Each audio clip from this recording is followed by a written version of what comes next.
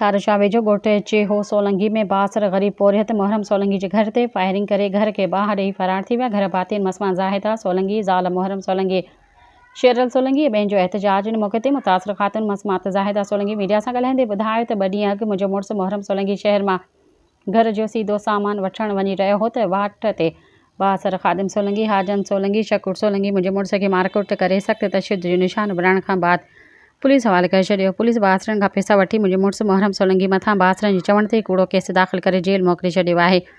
जॾहिं त राति देर सां जॾहिं मुंहिंजो मुड़ुसु जेल में हो त घर में को बि मर्द मौजूदु न हो। घर अंदरि सिर्फ़ु असां औरतूं ऐं मासूम बरड़ा हुआसीं त बासरनि ख़ादिम सोलंगी, हाजन सोलंगी, शकूर सोलंगी, मंज़ूर सोलंगी ओचितो अची असांजे घरनि ते फायरिंग करे ॾिनी, जंहिं सबबु असां औरतुनि ऐं बरड़नि जूं दाहूं निकिरी वियूं ऐं उन्हनि ज़ालिमनि असां मथां को बि रहम न कयो।